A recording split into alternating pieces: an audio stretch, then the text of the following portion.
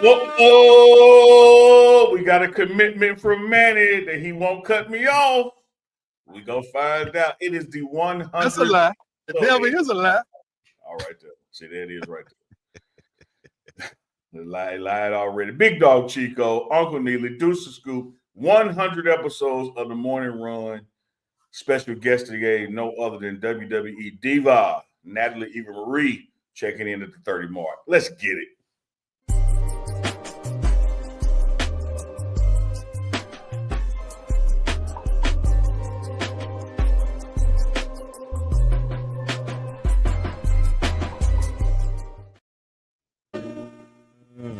I'm body.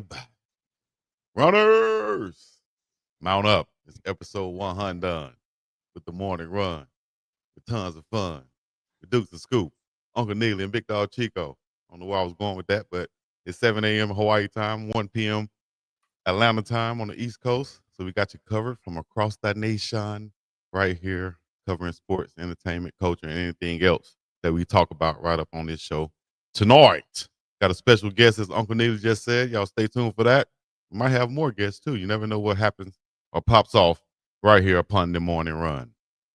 Appreciate y'all joining in. Put a 100 in the chat. Baby, wake up. Put a 100 in the chat. Yeah. What's up, Unc? What's up, Duke? I'm surprised you ain't said if you lubricated, put a 100 in the chat. If you lubricated, put a 100 in the chat.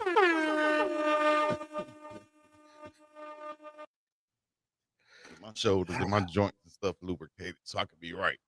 Might have to Duke, knock what's going on, out. baby? You never know. What's up? Boy, that's crazy.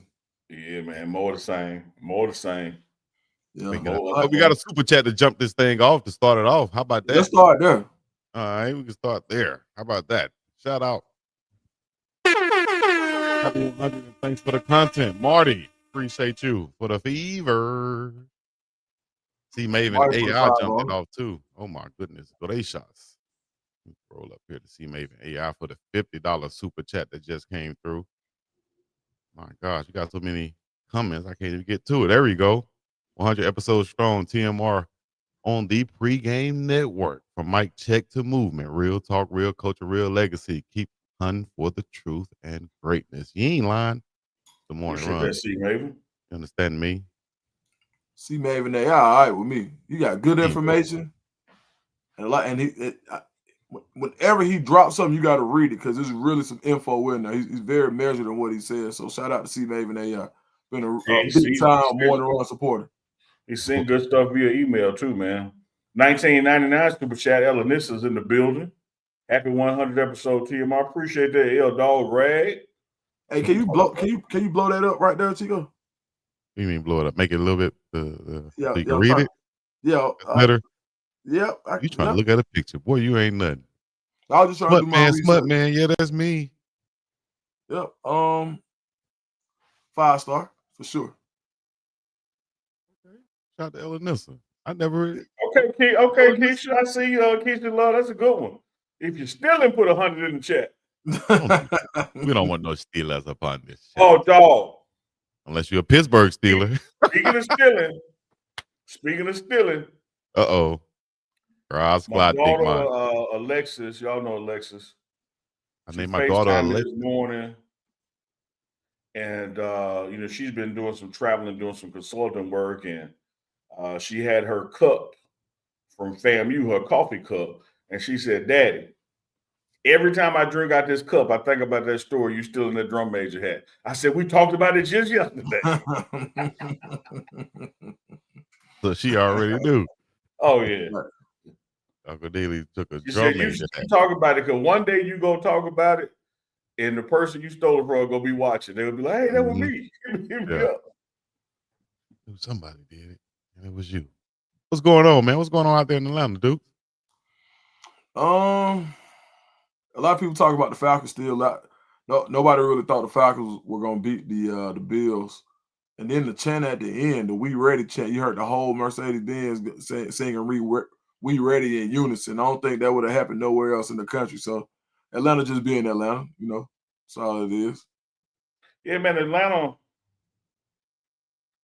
And look, I wish I could hit the button and take Chico off the screen because I don't even want to see his face.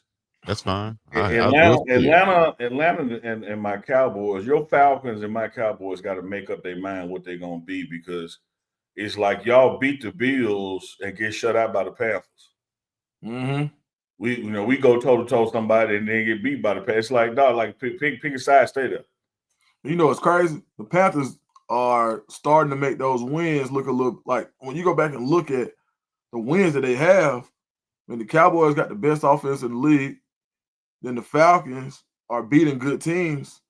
The Panthers might end up being that. I think a lot of people are still looking at the Panthers the way they were the last 2 years, and they're figuring it out slowly but surely. So the Panthers might be a 500 or a little bit over 500 team the way they're playing right now. I mean, Rico Dowdle has been a revelation. I don't think anybody expected for you to be able to get back-to-back 200-yard for scrimmage games from a guy like Rico Dowdle, who basically the Cowboys had a chance to retain him and they didn't.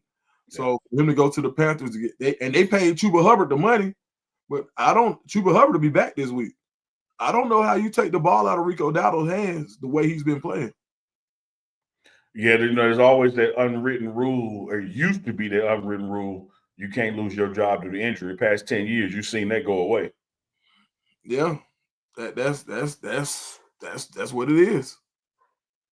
Yeah, one of the upsides to it though, with it being the backfield, you're gonna always have to operate that room by committee at some point, and then at some point, you still got to showcase both because you're gonna want somebody to take one of them off your hands.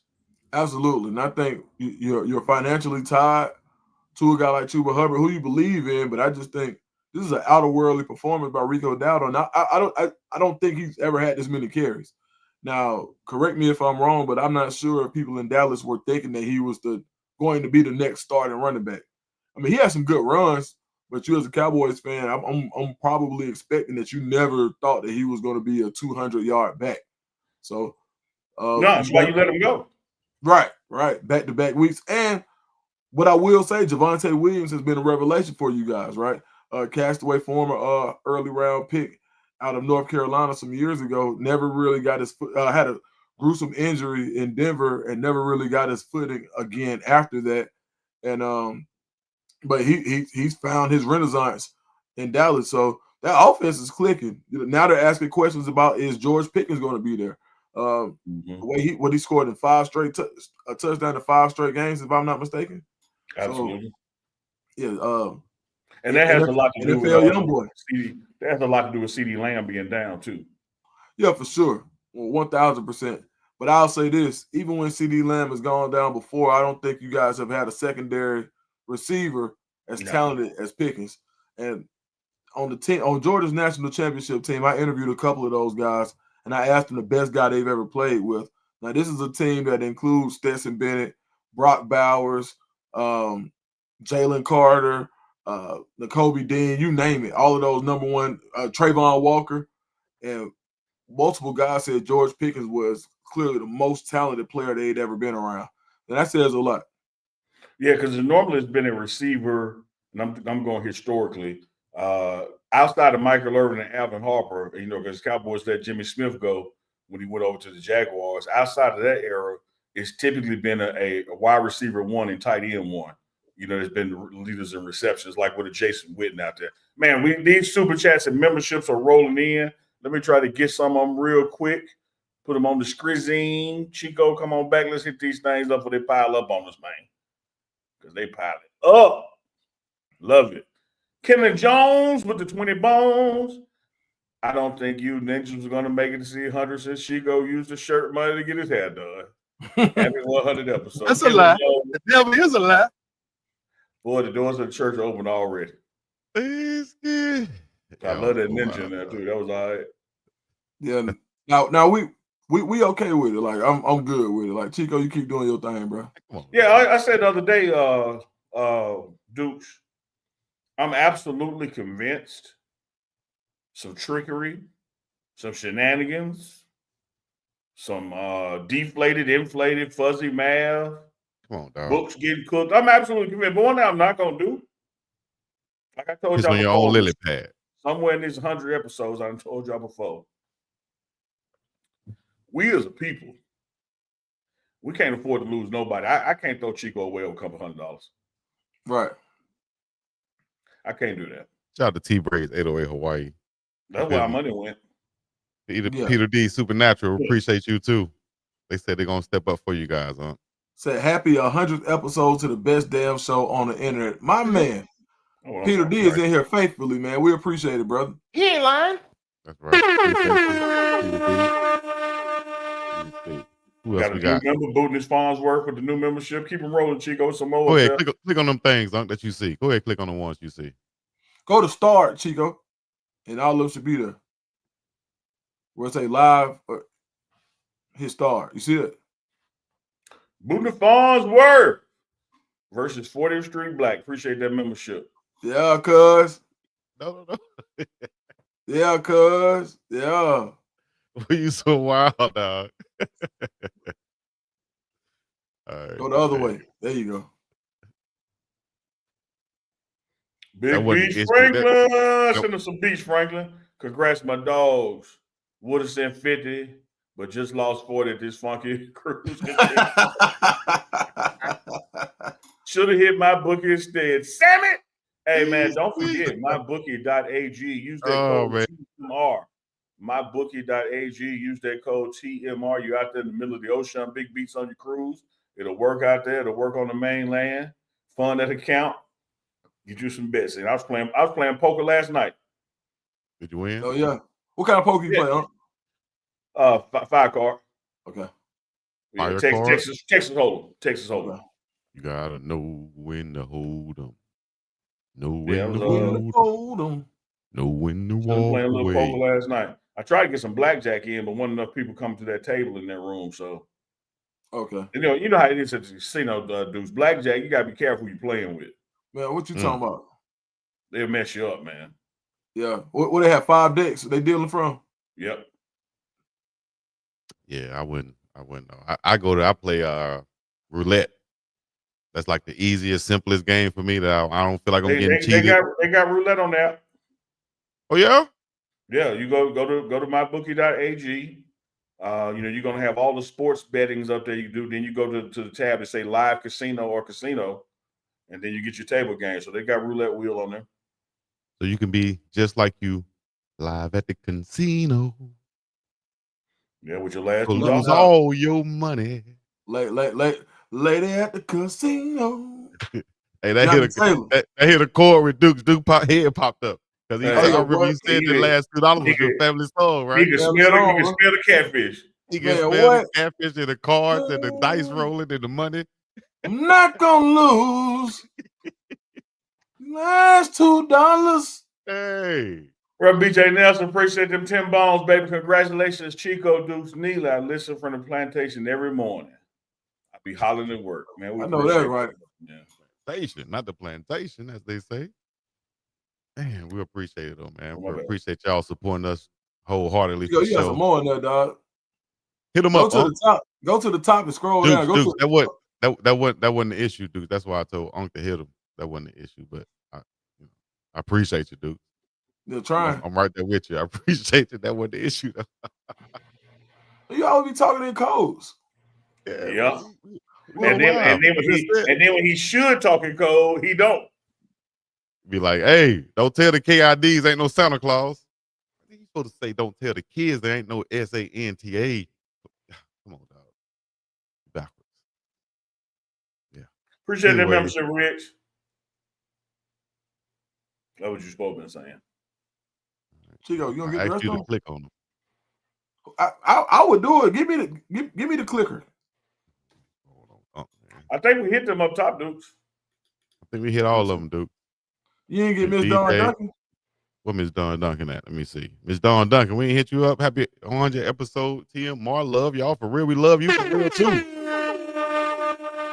Miss Double D in the building. Yeah, Miss Dawn Duncan been riding with us for a while, man. Get Jay Brown, yep. Jay Brown. Jay Brown to $9.99 with the emojis. I hear you with the 100 all the way to the strong arm. Yeah. Appreciate you. I think we got Marty and Ella Nissa, right? Yep. They hit that Lorenzo Carson. Lorenzo Carson. We got Lorenzo Carson up in here too, cuz. They gifted 10 Pregame Network memberships. That's that boy Fletcher Cox, ain't it? Yazoo City, Mississippi. Yes, sir. Call him Bug Guy. That's what he called him. Nobody called him back down here. His name ain't Fletcher down here. His name Bug Guy. Yeah, we got another new member, Reggie Brax 4. Or 4. Reggie Brax 4 became a member today. And let me ask y'all this, man. Charlotte in the building. Let me ask y'all this. Sabrina Blankenship. I got them coming, Sabrina. Don't worry. Stay tuned. I got them coming. Appreciate who wanted first, Chico? You wanted Dukes, you wanted. Who wanted? Oh, Dukes can have it. Okay, Dukes. Take him first. Take him first. Dukes, this is episode 100. That means 99 is in the books. Right. And we know the day going to be a great one. Yeah. You look past on the 99 previous episodes, give me, and you can do it in no particular order, give me your top 3 moments. Well, one, Chico stealing, first of all. That's probably my favorite one. Man, I ain't laughing so hard. Chico stealing is one. Okay. The thing, that's probably one on my list. I was laughing last night about Chico. It got to be something. Like, it got to be something. He talking about he wanted to divide up $1. Now, send my 30%. It got to be something. That's one. Chico stealing is one. Y'all see he laughing because he literally told us this, y'all. Man, I ain't want to cash app y'all just $1. Send me my money. A lot. Chico stealing. A lot. Never somebody steal, dog. I was get my 33 cents. Hey, Chico stealing one. Wow, dog. Okay. Man, 2. This one was kind of funny for a different reason. It was funny because I was scared.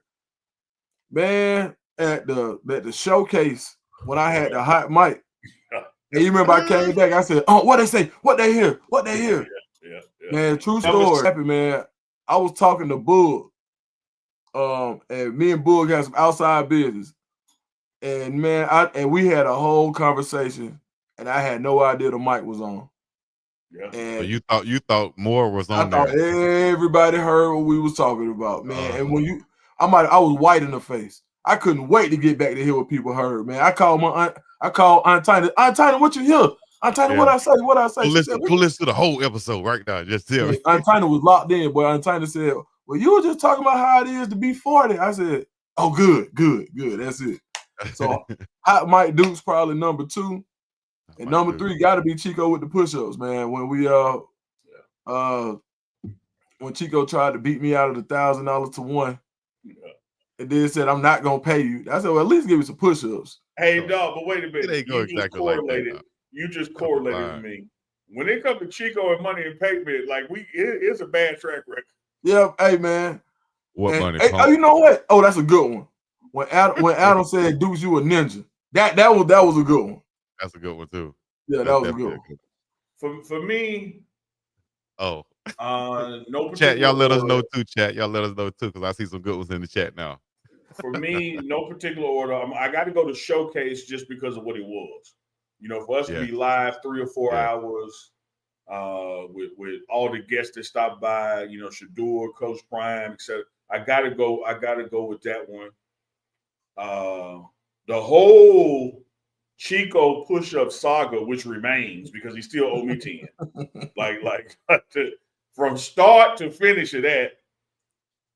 And man, here's another one with Chico, man. That damn debating whether Marco was 6'4" or 6'9" was like that. Oh man. That's a gift of life to it too, man. Yeah. That was a good one. Give me C. Maven bought the rights to the last 10, he said.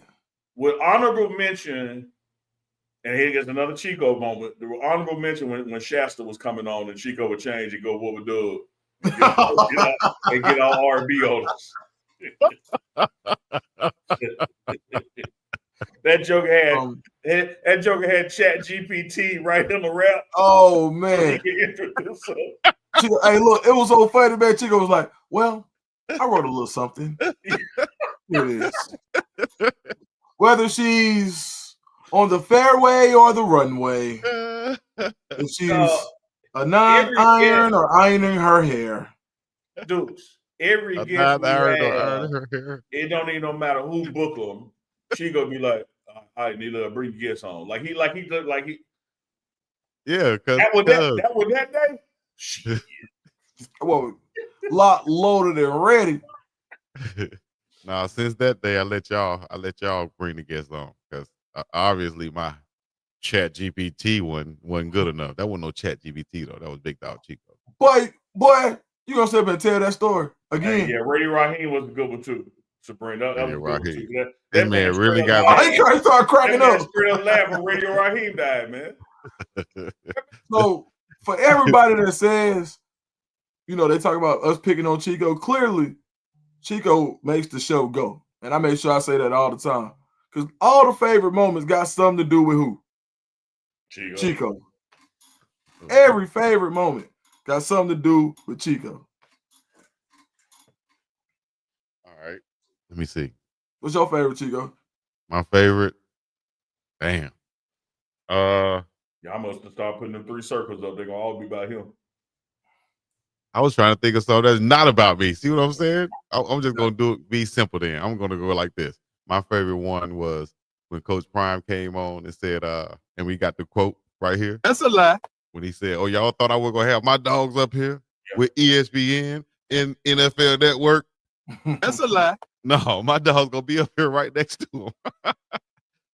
I just think like, what other coach gonna come up there and really speak that? They might do it behind the scenes or whatever, but what other coach gonna actually come up here and say it and stand on it and be like, yeah, what y'all gonna do? They right next to y'all, and what?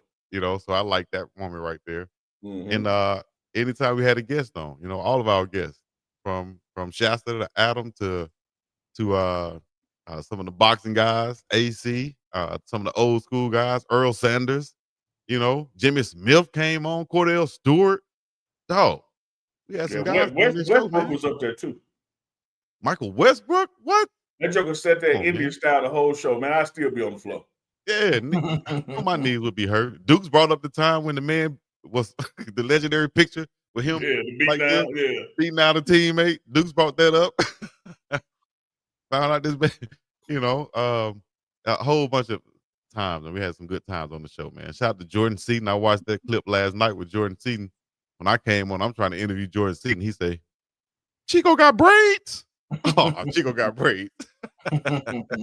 Translation: Ninja, ain't you too old? Yeah, ain't no. He was like, "Nah, that look cold blooded. That look nice up there. I like what you did with that." That's all.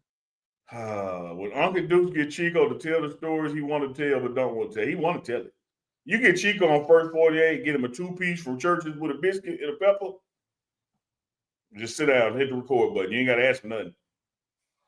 You threw that pepper in. You I can only imagine why y'all got me here. So let me tell you about that time. That pepper does it. That no, pepper, I ain't gonna say nothing. You throw in the strawberry soda up in that thing? Keisha said that was the episode that we broke up. Hey, no, Chico be like, man, I'm not watching his meat before grilling. I probably shouldn't even say this. Come on, Chico. Nah, man, because y'all gonna take it the wrong way. No, Chico, go ahead and tell it. What you tell? Here you go. Yeah, here you go. Go say anything. Little Hat Chico moment. Any Little Hat Chico moment when Unc threw the hat on his head. Oh man, that was good, bro. That was a good one. That was good. No, at the time Unc pulled out that piggy bank he got with a lady pulled that piggy bank, Unc, and he smelt the bottom half of it. He smelt the piggy bank, pull it out, Unc. Oh man, it's in another room, but you, hey, I forgot who said it. They said they like when their children slide off screen. Yeah.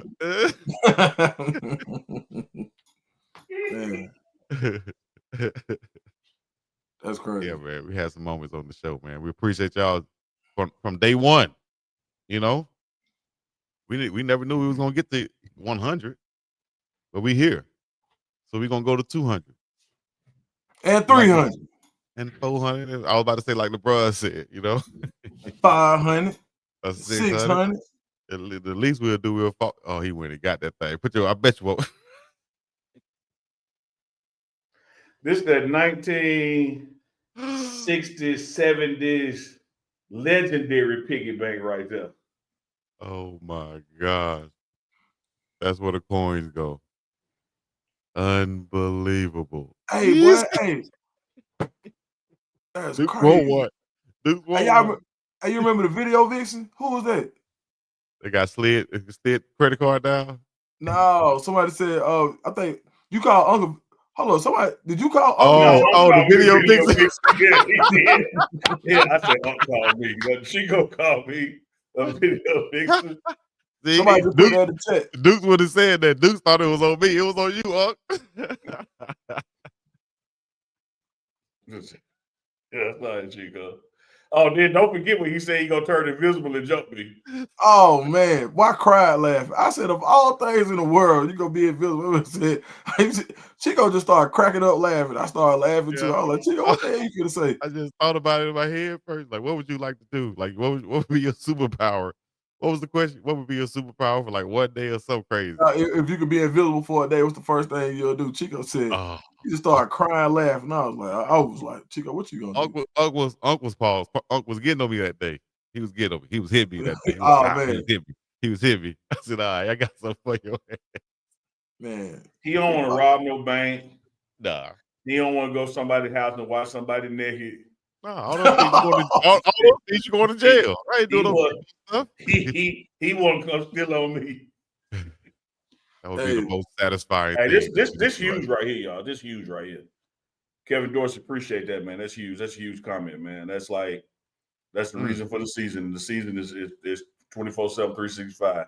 Congrats White to coat, the black guys. man. Y'all introduced me to a ton of successful black people, doctors, lawyers, et cetera, et cetera, et cetera. Appreciate that, KD. White coat, black man we had on the show. Yeah, yeah. And like I told white coat, black man, hopefully we don't have to have him on a lot, because we only bring him on with his injuries. Mm-hmm. So we had Derek Burgess. Yeah, he's still doing his thing, man, but it's good when you don't see him. Right. Yeah. But he definitely doing his thing out there. And we'll have him on whenever, needed. Hell, we might need to have him on next week because the way the injury list filled up in Colorado, hey, we got a lot of guys out. We got to see what's going on with that too. But white coat, black man, come on and talk to us about that also. Another moment, Unc, that I want to bring up. I don't know. Should I bring it up? Yeah, bring it up. Yeah, Chico, bring it up. No, it was just a good moment. That's a good one, Debbie Garcia. Let me change mine. Let me change one of mine. I forgot about that damn dog dick. You exactly right. Debbie Garcia. I don't know. You exactly right. When that man asked me, "Is it pink? Is it what's pink? the pink showing?" That was a legitimate question, dog. Is the pink showing? Sick son of a. 2 times when I was walking in the stadium and Unc saw the guy standing up under the thing with his like this.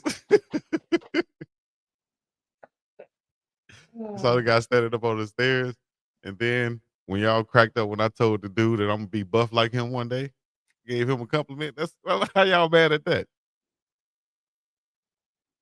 Make no sense. Matter of fact, hold up. Let me see. I'll pull it out right quick. If y'all want to relive some of these moments, you can go to our Instagram page right now. We're on Instagram at The Morning Run Live. If you haven't followed us yet, please go follow us. And you can see some of this content that's online and available right now. Here we go. What's the next one? When Chico said he was asking this, so what we doing? So what we doing? You was rolling that day too. You like, so what we doing? He sat on the couch and leaned forward. Hey, so what we doing? Hey man, and I did want to say, man, like as far as to everybody who listens, this series right here, man, the ability to be inclusive, for us to be able to include people like Chico who may have an alternative lifestyle and have alternative things that. Man, y'all better stop. Your mama house, she stand on the steps watching you pull out the driveway. Come on, Duke. No, I'm just saying, Chico, you my real cousin, bro. We family. I got real cousins too. Right. So what I'm saying is like, Chico, a lot of people may not really know who you are as a person, and they let your, some of the things that you say and some of the things that you like to do get in the way of that. But I want people to know that Chico is Chico and unapologetically Chico. And there's a room for whoever you want to be in this world. Like, if you want to let that freak flag fly, if that's what you want to do, Chico is like the president, and we support him. If that's what you want to do, Chico, this is an inclusive show. You will not be chastised. You will not be abused. Like, nothing will happen to you. And we got your back, dog. And I'm proud of you for being you, man. And if you don't believe that, Chico, the personification of his words that we know you're stealing from us and we ain't put hands on you. That lets you know words from that lets you know how much we appreciate you. It reminds me of that show, The Wire on HBO, when somebody finally in episode 1, they shot Snot Boogie because Snot Boogie used to steal from the dice game. We ain't gonna shoot Snot Boogie, man. That's Chico, man. That's what he do. Chico, I will tell you and Dukes this, man. Before our guest coming on, she just texted she's coming on at 5.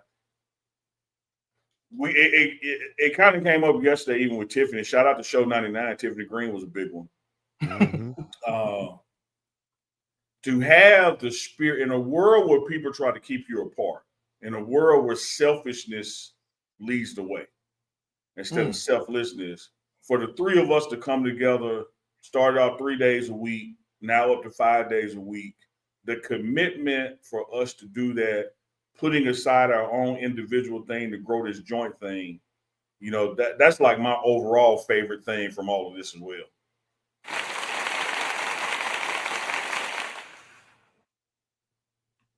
That black fist up. We appreciate it. You're exactly right. I heard Duke say on one of the interviews he did, said, "What does the morning run mean to you?" Duke said, "Accountability." You understand me? I did, Chico. You're right. Yeah. Where you going with this, Duke? Sammy? You did. Nah. I'm right. And then what? Huh? Oh, I thought you was going somewhere with that. Chico, you're right. Oh no, you just right. Now I did say that. But when you think about it, I kind of be doing stuff on my own. I just do stuff. So having to be somewhere every day, I try my best. I'm about 94% out of 100. And 94 is passing like a mother. Man, what you talking about? I ain't 98, but everybody can't be BiggDogg at time. No, hey, look, I ain't catch Buddy. I ain't catch Buddy to the right either though. Well, he got that chicken wing go too. He's right there. Yeah, I ain't seen him either. His dog. Hey, that's why we got to do a reaction show, something like this, man. Only awkward notice this. Hey, boy, that's crazy. Uncle Neely. Hey, we got a surprise special guest about to join. We got Natalie Eva Marie. Yes, sir. She's coming on board, but Coach Prime just hit me. No. And so he about to hit the link. What'd he say? What'd he say? Well, that's the Ice Cube training, the Ice Cube Friday right there. What'd he say? Man, he just play. Man, name one person playing in the hood like that. Right. That's not nobody. Smoking up and down the street all day playing. All day playing.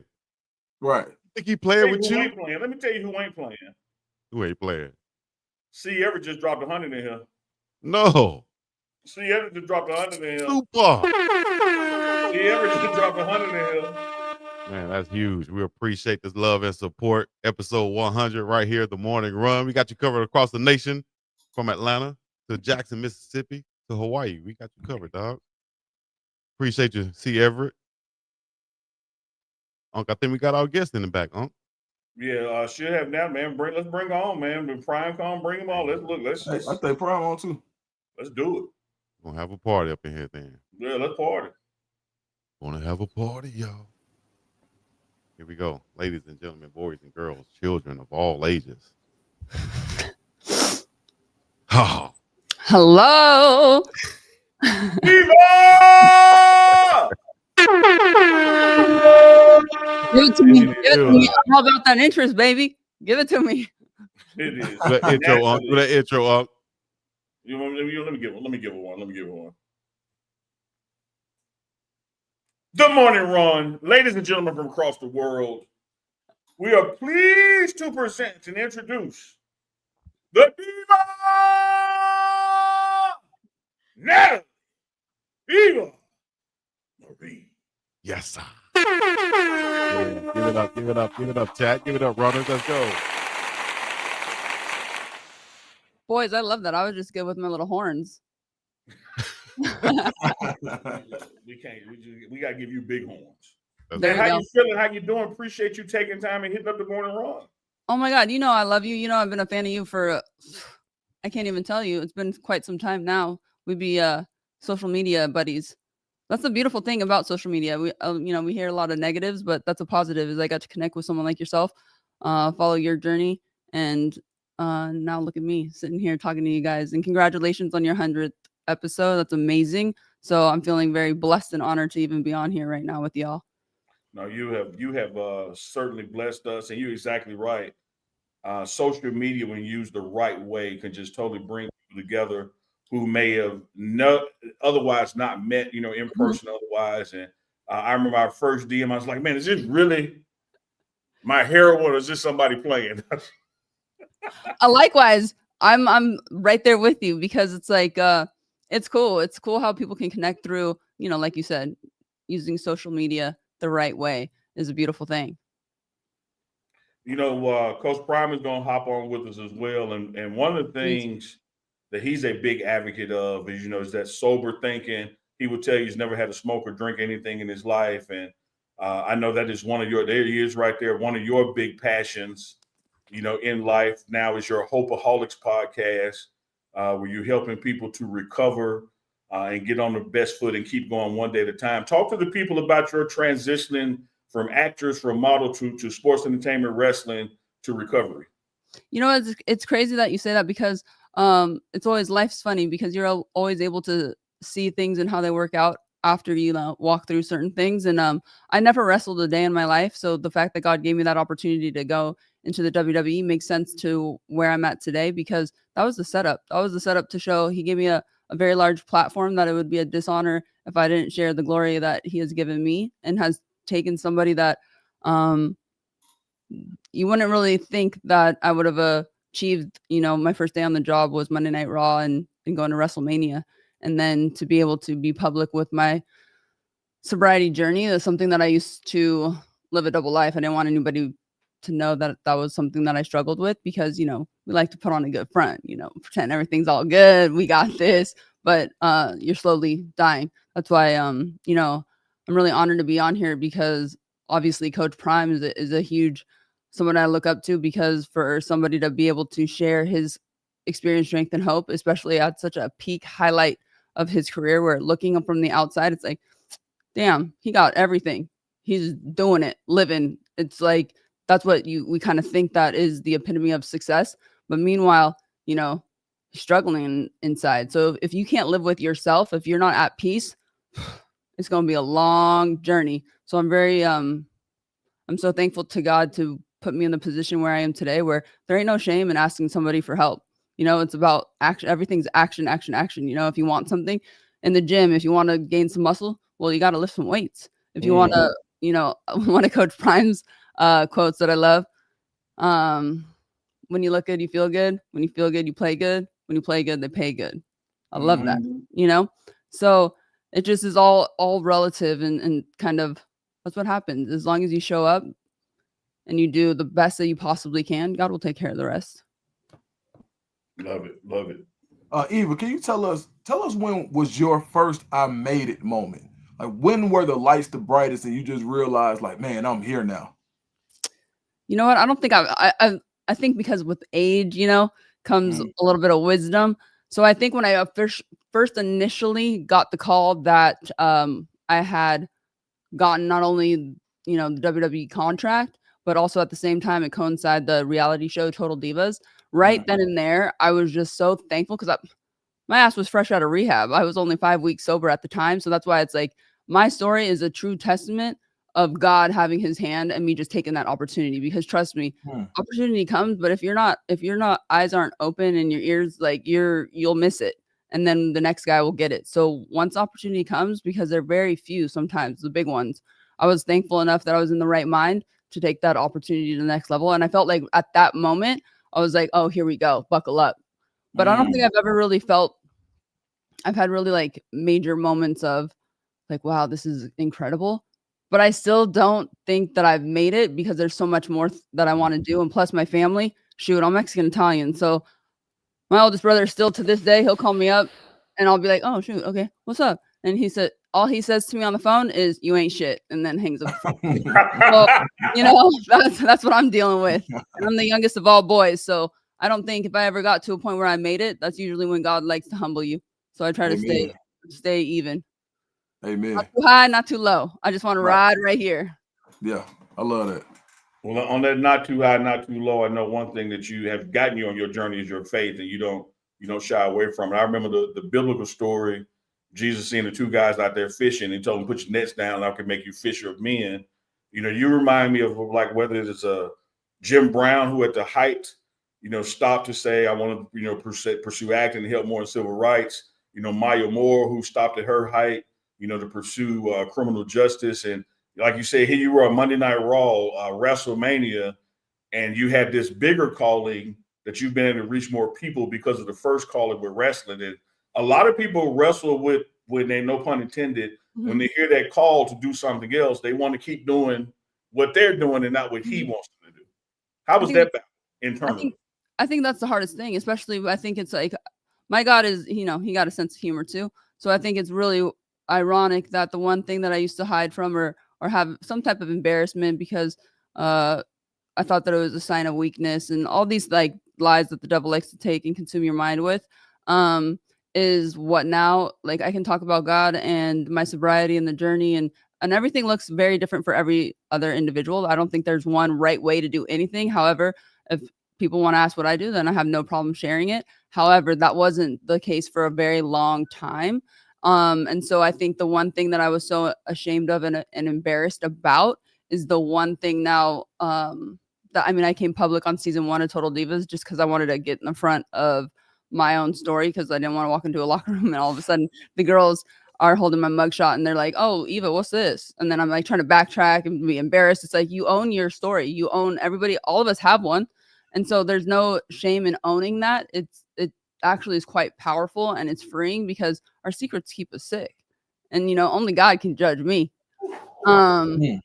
So I think that it's wild that at the time obviously I called my parents and made sure they were cool, because like I said, Mexican Italian, you don't put shit out on the street. And so I made sure that they were good with it, and obviously they felt confident in what I was doing. And so like fast forward to where I'm at now, it's like that was God's setup for me, paving the way for me to just be a vessel and shine in the light as much as I possibly can in such a darkness, especially now. Well, let me tell you this, as your big brother from another mother, one, you ain't shit. And then two, I want the people in the back to hear that again. Our secrets keep us sick. Mm-hmm. Fact. Yeah. Hit him with the. He ain't lying. Gotta hit him with the 1, 2. Oh, that one. That's a bar there. Our secrets. Let's go back, because I'm a big wrestling fan, right? And if I say you live my dream, I gotta watch what I say on this show, because if I say that, then Uncle Neely might say, "What? You were a diva? You wanted to be a diva, Chico?" So no, I wanted to be a wrestler. Got you. And you went through that. I think it was a 4-week wrestling camp. Yeah. Can you talk about that and how that has helped shape you and how tough that was to go through?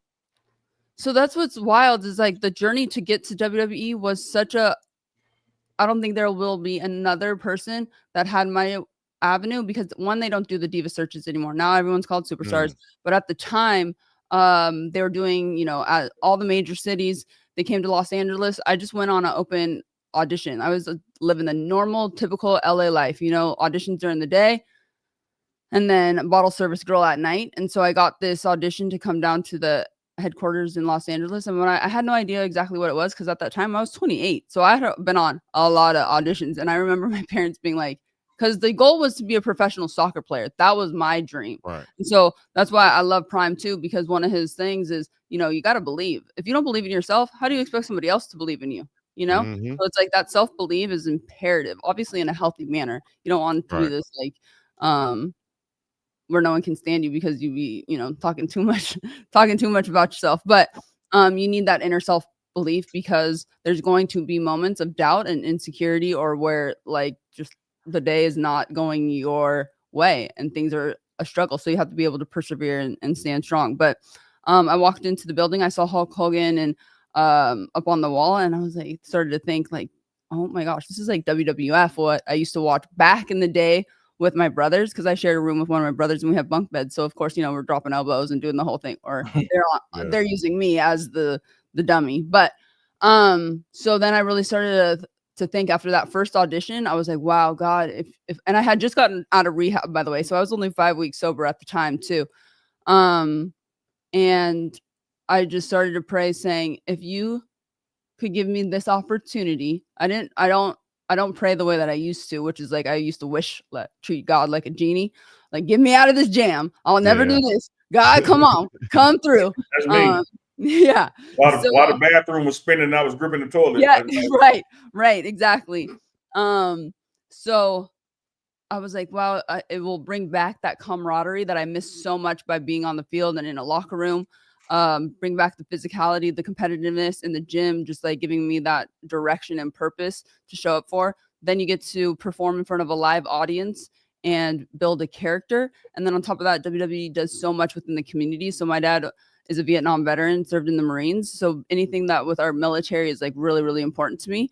And WWE does a lot of community work. So I was like, damn, if I can like run with this has everything that I want to do infused into one. So let's run it. So as soon as I got the first call back, and then I got a second one, and a third one, and then the last one, and the third one was kind of nerve-wracking because you had all the yes men in there. I remember Triple H, and they're all sitting there and kind of like, you stand up front with a mic and they're just shooting like a million different questions at you.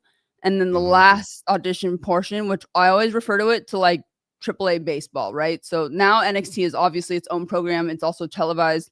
And so it's grown dramatically. But at the time, developmental was like, you go to Tampa and you learn how to wrestle. You learn how to build a character. You learn how to work with, all the different producers and how to storytell and how to actually like put a match together. So that was what the tryout was for, to get a developmental contract, which I refer to it like AAA baseball. And then you hope for the call up to the big leagues, which is Monday Night Raw or Friday Night SmackDown. So after the 4 weeks, day one, I fell in love because I was like, this shit is wild. Like, this shit is so hard. Like, what have I gotten myself into? I'm a field athlete. I like to keep my feet on the ground, not doing even just like forward rolls, backward rolls. I'm like, what? I remember it vividly. Like, my body was so sore. I couldn't even like lift my legs. It was wild, but I fell in love with it because I think looking back, sports and athletics gave me so much purpose in my life. I like would get up to live for that, whether it's the way that I ate, the way that I was training, the way that I would show up for my teammates. And once that was removed, that's really where my addiction kind of like spun off, because I kind of lost who I didn't realize who I was. But walking and stepping into that ring, that first tryout, was something where it was humbling too, because I was horrible. It was just different. Your body's doing things that it's not used to. So after 4 weeks, boom, I got the opportunity. I got a developmental contract. 4 of us out of like 16 girls that tried out. And all that meant was you're packing everything up in LA and you're rolling the dice and you're moving to Tampa to see if you can kind of get this and see if they see something to bring you to the main roster, Monday Night Raw, Friday Night SmackDown. But luckily enough, God was doing something behind the scenes, because Total Divas was about to pop. They were running it really quickly.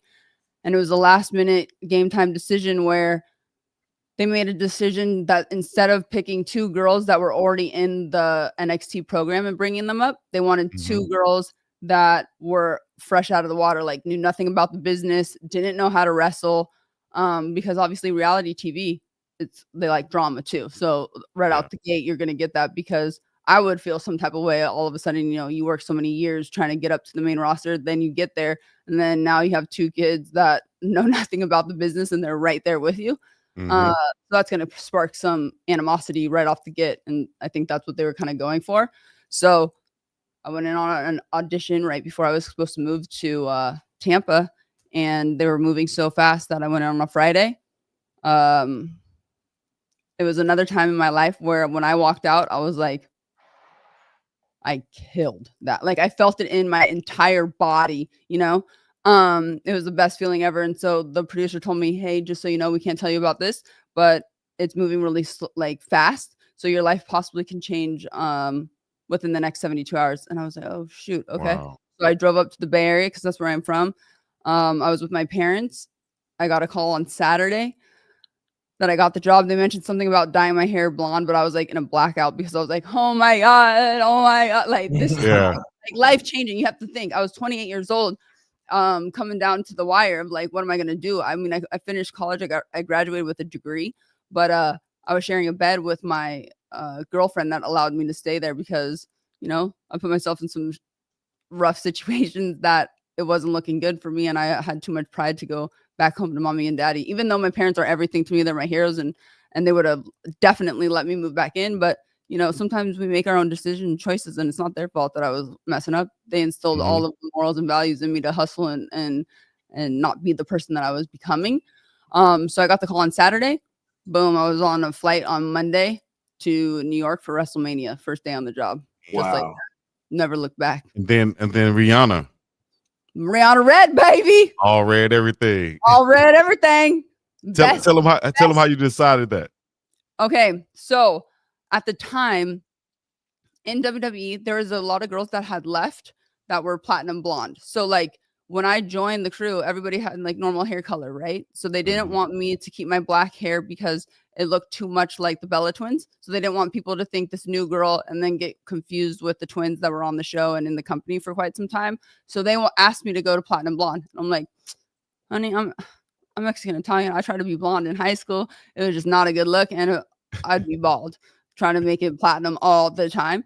So I was listening to Rihanna's album on the cover. It's her Loud album, and she had that like crazy fire red hair. And I was in the hairdresser chair, and I was like, no, let's go Rihanna Red. So it was like a ballsy decision, but I always think, but it also was the best business decision I had because there was nobody with colored hair in the roster at that time. Now you know, tune into WWE and it's like a Crayola box. But what I didn't realize at the time was I was making the choice for more like I'll be comfortable within my own skin with the red hair and think that I can maintain that way more than the platinum blonde. And obviously at the time being called divas is very much like that's what you instill, self-confidence and being okay within yourself. So that's how I was able to sell that to upper management before I lost my job by going against them, not doing the platinum and staying with the red. But yeah, that was a big moment for sure. So shout out to Rihanna. Wow. Inspired me. That's right. Oh, wow. Ella. Speaking of inspiration, was there anybody from previous times in wrestling, whether it be male or female, any previous wrestlers that inspired you along your journey? I mean, there's so many, just because as soon as I got the job, you know, then that's when my homework really started taking place. Because like I said, it wasn't a disrespect to the company, but I wasn't a super fan. So I didn't have all of the historical knowledge. Of course, I watched it back in the day with like the Hulk Hogan and Andre the Giant and those like earlier on when it was just WWF. But there's so many different characters of like, you know, you can look at a John Cena where he almost got cut. So his journey, or Mike the Miz, same with him too. Like he's a kid from the reality show that just felt he like loved wrestling, loved the business. Right. And watching guys or the ladies too, where you dig deep and you have to be able to pivot, and that's like life, you know, you got to be able to switch up things on a dime. And like John, his character that he obviously had played for decades, it took him a moment to even have that persona. But once he stepped into that, you know, then he killed and murdered it. And obviously has made the crossover just incredible. But I look at that because not only is the whole thing with WWE, what's beautiful about it is you want to make that audience, the WWE universe, feel something. So it's like, if they are quiet when you step out there, whether it's booing or cheering, you want the noise. You want something. Yeah. You need a good guy. You need a bad guy. You need the heel and the face. Because it's a pageantry. It's a show. Yes, we have all the physicality and all that stuff is wild, but people really invest into characters. So I think that's like the superstars that I'm drawn to are the ones that really go all the way in and captivate audiences. Like John has stepped away from the business and then come back. Nothing like it. Nothing like Mhm. it. And there's multiple guys like that. Look at Ric Flair. Look, Rock is another one. That they got it. But when Rock first started too, they were like, nah, he had to settle into his moment. But that's also another thing, is that they were given those opportunities to continue to evolve and grow. There's other superstars that sometimes you only get one shot. Mhm. And if you don't, hit it out the park, then it's a wrap. And now, what wrestling has progressed, where there's other companies that are doing it, AEW, where other superstars have an opportunity to go and continue on, where at the time WWE was it. So that's all you were chasing. That's all where you were trying to get to that level of that, echelon and be Right. on television. So, yeah. Man. And Let me- now you let me have. hit Go ahead. Go ahead, Chief. All right. I was just gonna say, now you have the wrestlers reoccurring, coming and going to do movies, coming back here and there. Is that something that you want to do? That would be your goal? Well, that's kind of what happened when I stepped away in 2017. I did my first movie with Nicolas Cage and Faye Dunaway, Inconceivable. You can watch it on Netflix. But yeah, that was kind of like the dream too, was to be kind of that go and come back, because I don't think that at the time really a female has done that. And so of course I like to be the first of doing everything. So they had The Rock doing the crossover from, he started wrestling and then he went into entertainment and killed it. And now obviously you have John, you had Batista has done it as well. But I didn't really see any women superstars that have done that. So of course I wanted to take on that role and see if I could do it. So I stepped away in 2017. And that's when I kind of started and did a couple films and TV shows. And then I came back in 2021. So, I mean, the door is like, I'll always go back. Always, you don't burn any bridges. And I feel like I'm such a shit stirrer and a heat magnet that I like to always go back and stir something up, and get the crowd riled up in some capacity. I want to explore those layers, Dan, if you will. I feel bad I feel bad I'm taking up so much time. I feel this is about you. Okay. I feel like Prime was in the chat and then I saw him leave, so I feel bad. Yeah, well, he's having connection issues. Okay. So he tried to log on and join us for this 100th. He's still trying, so he may pop back in. But I think he's out at Country Prime in the middle of Canton, Texas, so his signal is pretty weak. So we'll try to get him on as well. So no, that was not your fault. Good. I didn't want to be rude, and I didn't want anybody in the chat being like, "What happened to him?" No, it's not your fault. I was looking forward to introducing y'all, having y'all on the screen at the same time. I know he's still trying as well. You just had last night, Angel Reese, WNBA, did the Victoria's Secret one-way.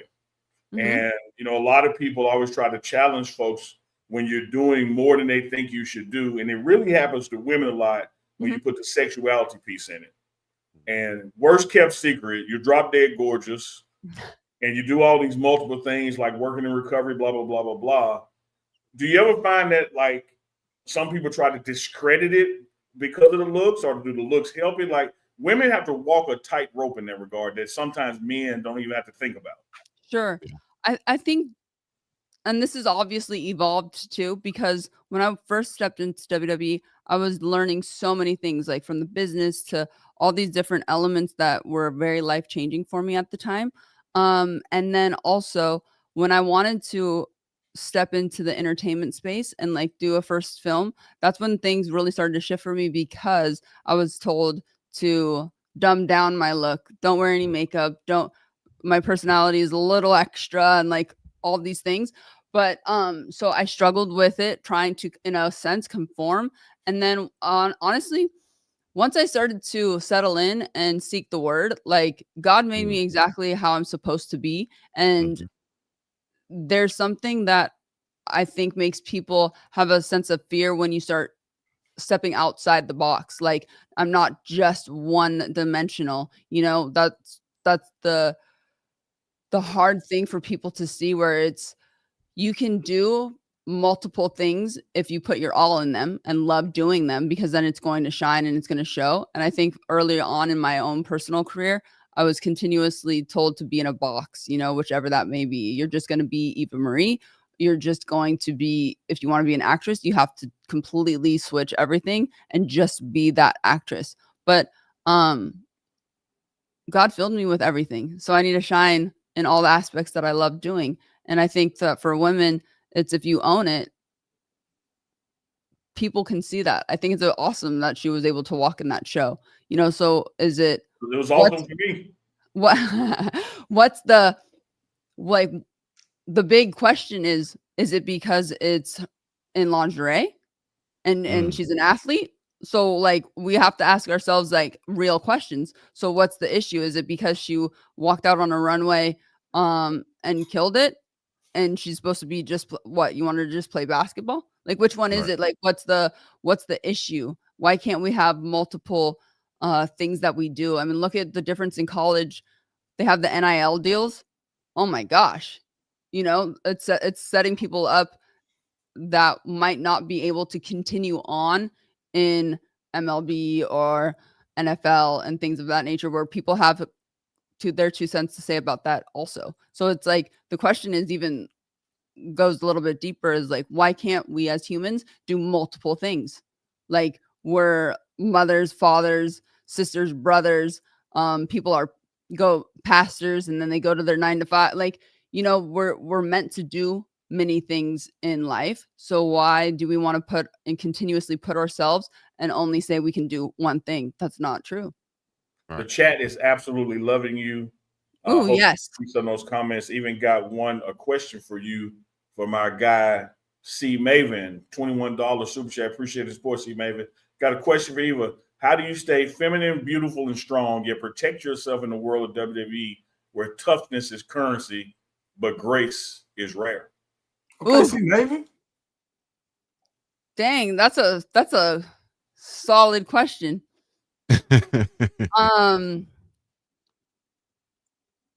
I mean, honestly, it's like, I always believe in everything, for me at least, is mind, body, and soul. So number one that I got to take care of is my mind. Mind is, if you can master your mind, you can master your life. And so my morning routines don't shift too much. I've realized early on that I'm a happier, joyful individual for people that I work with or anybody that's around me if I'm doing these things and staying disciplined. So, and I always believe health is wealth. So being in the gym, obviously is going to give you that physical strength, but also you're building your self-esteem because you're telling yourself that you're going to show up and it doesn't have to be some crazy workout. It can be just like walking for 30 minutes outside. But I always spend my time in the morning with God and seeking the word, because I forget. I have an easy forgetter of certain things, and our world is always like kind of, constantly telling us certain things, and I find truth in his word. So that gives me confidence on who I am, which then I'm able to move and handle situations in life the way that I want to be, because I always think that he's watching me. So I want to make him proud, because I know that I'm his, and I think that kind of spills in to all other elements of my life, as long as that is my number one, because trust and believe, I have tried to take that reign back and be like, I got this.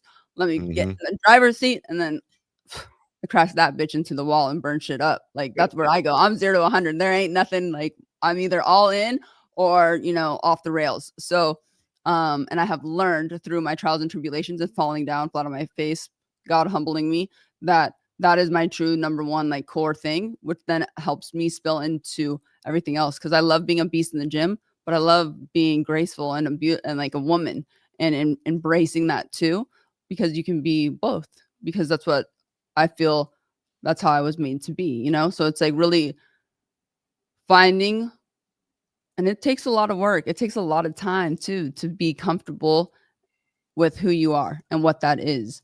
Yeah. But it's a constant, and it's a daily thing. It's not like you get the answers right away. it's like I work on myself every single day, because when I don't, it's not good for not only myself or anybody else that's around me. You know what I'm saying? Mm-hmm. I'll be trying Yeah, to tell Uncle Neely and them that same thing. Don't come around me. Hey, I wanted to ask. So sometimes we see people when they do a great job playing a role, it bleeds over into their regular life. Like we heard about Jamie Foxx saying that Terrence Howard on the movie Ray, he was like, Terrence Howard was acting like his character in the movie when they were out. Or we saw, and tragically, we saw how some people think that the Joker role may have played a role with Heath Ledger. Did you ever struggle to separate your roles when you had to walk outside of the ring and into your regular life, or did you have anybody in that locker room that you were like, is he doing this, or is she taking this role a little too seriously?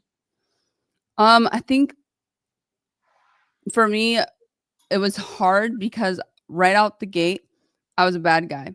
And so I was a heel. I'm forever probably going to be one. And I'm very fortunate and happy that happened, because it established me really, really quick with the WWE universe. However, I had a really difficult time with it's the polar opposite of who I truly am as a person. So having that duality of people thinking that it's you, but not really, because it's a character, where in a movie, you very much know that you're playing Joker, or you're very much playing another person in that film, where you have a Jamie Foxx, and then he steps into a role and he's playing Ray. You know what I'm saying? Where in WWE, especially I go by my middle name, and I was on a reality show, so it kind of spilled over of is that really her? Is that how she really acts? But it's also another character. And then you tune into the reality show, and it's you get bits and pieces of truly who I am, from my family to the things I struggle with. So that was a hard thing, because there wasn't too much separation, but I never had an issue when I did meet a fan or somebody in person. Always the best interaction. It was, I struggled internally by seeing the online comments of coming for me like wildfire, where I'm like, well, why are you talking shit? I'm like, cool, I'm nice, I'm sweet, I'm trying to do the best I possibly can. I love this business, I love this opportunity. You know what I'm saying? Where is also a character defect of mine, where it's I want everybody to like me, and I want to people please, but it's you have to be able to separate the two within yourself, so you can't rely on other people's opinions to affect you. And hopefully, especially if you want to switch it to the acting world with movies and things, hopefully you have somebody in your corner, a wife, a spouse, somebody that's bro, that ain't you, because it will take people, because there is I forget what it's called. It's it's a method, a form of acting that they do turn into that character for method acting. Yeah. For that majority of that time. So if it takes a year to film something, they will be that person for an entire year, which is wild and a whole nother art. But that's also another element, because they're able to kind of hone in and separate themselves for that year for that specific role. They're not going and doing life. They don't break character. Right. Exactly. Yeah. Which is wild. We got a comment. It's not a question. Got a comment for you. Okay. And then I got a question for you. This comment is from Miss Dawn Duncan, regular viewer of the show. She says, it's abundantly clear that she prioritizes her mental health by the way she so eloquently speaks about her journey. What's your response to that when you hear that about you? Oh, thank you so much. I mean, that makes me feel so good, because it's been a hell of a ride to get to where I'm at today. I'm gonna be the first one to say it. I can't sugarcoat anything, and it would be silly to sit here and say, oh my gosh, everything is amazing. And it wasn't a struggle, because there's moments of darkness, I think, in all of our life. But the thing that I have learned with that is it's always darkest before the dawn. So if you can hang in, and that's where true growth comes from. Really is a testament of the work that I've done for so long, so it's seeing a comment like that, it means the world to me. And here's my question to you, because let me set it up with this. I appreciate the video that you did for my brother when he reached his birthday, if you will. Mhm. And when I watched his journey along the way, there were certain things, certain environments, certain people, activities that he had to remove himself from until he got to where he is now. Mhm. And as I look at when you say that you were 5 weeks out of recovery when you got the job and your journey through WA, it seems like it's an aggressive, addictive industry, no matter what the addiction may be. How was it trying to navigate your path, but yet working in an environment that's counter to the path? That's such a good question. I think one, timing is crucial. So I was ready because I had gotten my first run with sobriety at 23 initially. Shout out to my older brother because he's the one that kind of, opened that door for me to see.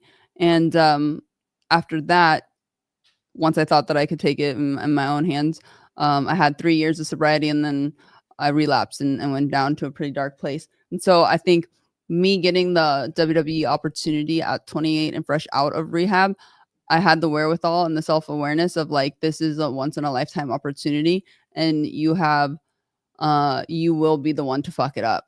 So like, you better hunker down and do what you know that has worked. So I write a lot, not every morning I try to, but sometimes, we're moving and shaking and things. And Matthew McConaughey has said it too. He has a great book, Green Lights, is that if you write a lot, you're able to go back in certain aspects and parts of your life where things are moving. He always refers them to the green lights, things are cooking, feeling good. And so look where you're at. What are you doing? What are your disciplines that have you, consistently been doing? Is there something that is consistent? And then likewise with any time that is like kind of bad or you're going through it. And so I knew better where for me, I've tried sobriety in many, many different ways, trying to white knuckle it, tried to do all the things that I thought that I could. But what really works for me is I got to work a 12-step program. I got to have a sponsor. I got to go to meetings. I got to sponsor other women and stay tight and stay as best as I possibly can. So as soon as I got the job, I put my tail between my legs and I called up my old sponsor because in the program, you get to a certain step where you basically confess all the things that you think that you've either done or that you care, all your secrets per se. So I remember calling her back up because at 26, I was like, thank you, Mo. I love you. Thank you for giving me my life back, but I'm good. I'm cool. I'm straight. I'm out, And she was like, okay. So then here we go. 28, put my tail between my legs, called her back up. Because I didn't want to put my shit out on the street with anybody else. I'd already done it with her. So I said, hi, Mo. It's me. I'm back. Will you take me? And then luckily enough, she took me back and she's my sponsor today. So I've known her for 20 plus years, which is wild to think. And then, work the steps. And I don't work it perfectly either. But that's, I think, for me, what maintained my sobriety throughout the crazy journey of starting in WWE. We're on the road 290 days out of the year. At the time, I was like freshly engaged too. So I was like navigating a real, like trying to do a healthy relationship. And then Total Divas, which is a reality show. So if I didn't have that anchor, I would have embarrassed my family because if I was in my addiction on that show, especially on Total Divas, it'd be on and popping. I'd probably be on TMZ every damn week. Not in a good way. Yeah. So one of the things my brother shared with me, I asked him, I said, man, what was the difference between try 3 and tries 1 and 2 that the third time worked? And he said that he had to come to the understanding that there is no cure, that this is him for the rest of his life. And so the first 2 times he thought, okay, I beat it, I'm done. I went through the little program, now I'm good, versus understand like, no, this is something you're going to fight every day that you're walking. Absolutely. And I think that it says it perfectly because when I walked in at 23, I still had that like little cocky attitude, sit in the back, like I ain't like these people. I'm not supposed to be here. Whatever little things that you say, but it's like, clearly, bitch, you're in here because I'm on a goddamn court card. You know what I'm saying? Like I got here by my bad decisions. So, and I think that I had that inkling in my brain where I could control it still, or I got this under I can do this, or I'm not weak or something, that's like kind of false. And I really had a hard time with the fact that I was going to struggle and have to do this for the rest of my life. So I think hit the nail on the head as soon as I tried after a couple other stints, my last journey, I think I really just surrendered and was like, you know what? Clearly doing it my way ain't working. So let's go. All in. Hey, Love that. let me ask your thoughts on this, because you have kicked some ass today. Look, everybody has. Oh my God, how cute. Look at that. And that's out his personal collection. Okay. This man, I see you. This got a little shrine with candles, about. you know. That is what I'm talking about.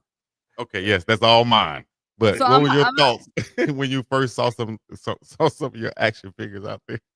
Well, what's crazy is it was such a wild it still is. It's still insane to me because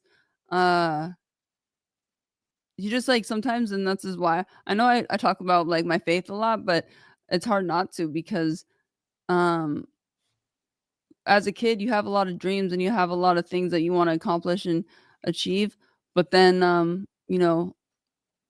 God always does things that is like exceedingly abundantly more than I can ever imagine or think. And that right there, what you just showed, is something that I never even like, so much better than what I've ever even thought of. I used to, my mom's a hairdresser, so I used to go to the salon when she was cutting hair, and I had to get Barbies, but I would cut the Barbies' hair. Like my brothers was like, don't ever be a hairdresser because all your Barbies are bald. Like, damn. But and then to fast forward, so many years later, it's like, damn, now I have action figures and Barbie dolls is wild, more than I could even think. So it's like, whatever you think that you want or dream or desire, God can do so much more. Better preach. The bar. Chico was a pastor too. Oh yeah? Yeah. Well, he went kind of. Well, when you go to medical school and drop out, it's kind of like that with theological. He dropped out, so he's a pastor to us, but yeah, not really. I like it. He's a freelance, a freelance pastor. Contractor pastor. There you go. Yeah, that's right. I wanted to ask, before, this is probably what's next for you? What do you see next? We've seen you do a ton of things, and really, in a short period of time, your resume is long for as long as you've been in the forefront. What's next? Two things. So right now, I partnered when I came out here. I'm sitting in the podcast studio right now, but originally I just came out here as a guest to be on the show to share my experience, strength, and hope.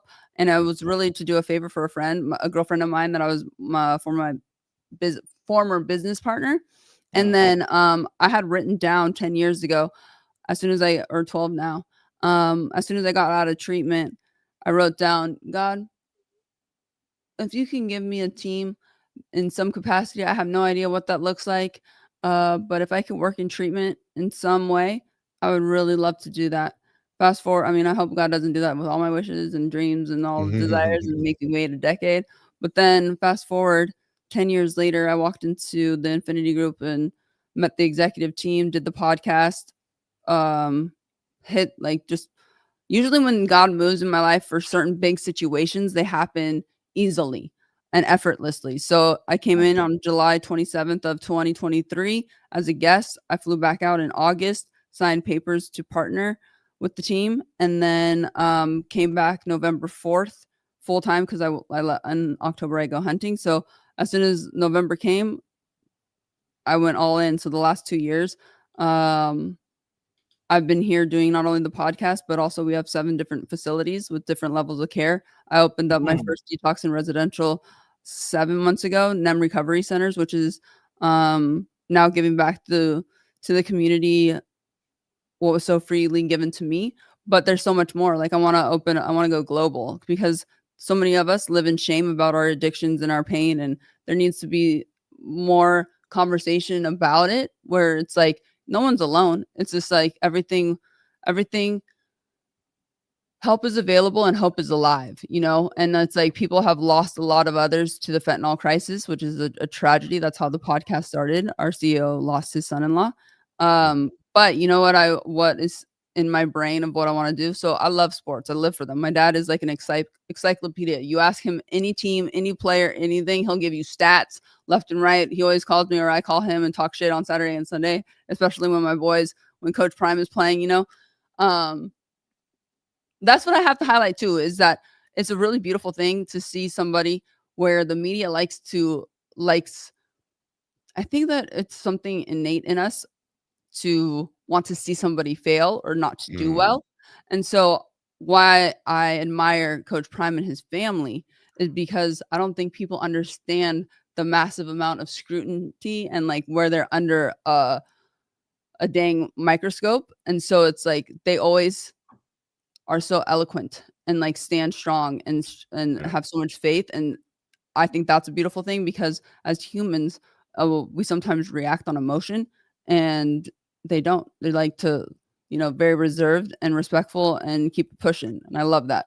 But leading into what I want to do, I would love to be some type of sports commentator, like whether it's in the NFL, MLB, college football. I don't even know what position. I don't have a broadcasting degree, but I don't think anyone. I can talk with the best. I can interview some none coaches. of us have one either. There you go. So we'll see.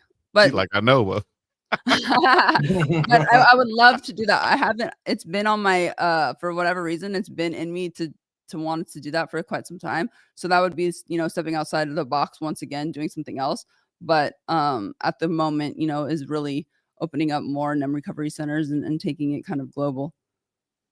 Yeah, well, I think I speak for everybody. I think we got, definitely have a seat available. Mm-hmm. You want okay. Right here. You guys, you heard it first. You heard the boys in the chat. Right. Hold them to it. Right. Well, Dukes, you certainly did a job speaking for me because I would love to have her as well. But because she's my friend, I do want to point out before you decide to join on with us, you want to double check Chico's paperwork because he started with the payments. You might be used to 30 days payable, 45 days, net 60. I don't know. With Chico, that's it really just it ain't no telling when it's coming. That like you might not ever get it. That's a lie. Trust me, I've been in those situations too. Shout out to Vic's my man. Don't do that. Don't do that. Just play it around, man. Hey, now we just found out we was interning the other day, so it's cool. No, you know what? Don't listen to those guys over there.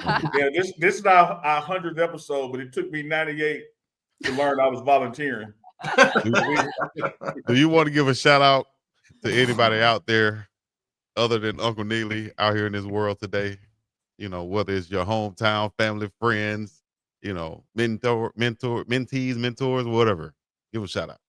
I mean, I have so many people to shout out. We ain't got that much time, but of course, my parents. God, number one, my parents, because I have to give them so much credit for just showing truth, strength, and what it is to persevere in all things. That honestly, looking back, I mean, not only should they have gotten a divorce, dealing with like myself and all my brothers, but I just appreciate everything that they instilled in me as a child, because now I understand it and can look back and be thankful for that. And then obviously shout out to you boys too and doing what you're doing, because I mean, like I said, I've been a fan, so it's cool for me to sit and be on the show tonight with you guys and celebrate your 100th episode, because that's huge. Because people forget, like when you see the product, it's like, oh, it's cool, it's easy, that's fun. It's like it requires effort. Like this shit is not as easy as people think that it is. Like, yes, of course, you sit in front of the camera and you talk and you shoot the shit, but then all the back end stuff of like putting the video together, doing all that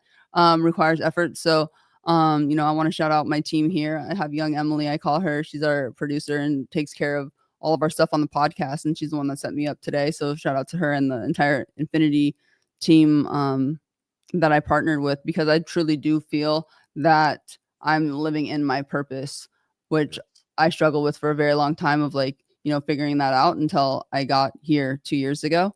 And then a little shout out to everybody that's feeling lost or alone, is that you're not, help is available, hope's alive. And we all struggle, but we're all one and the same, and we all struggle and we all have some type of pain within us, but that doesn't mean that you're lost, because everybody was created. I truly believe that God made us all equal, like with a desire to do something with our lives.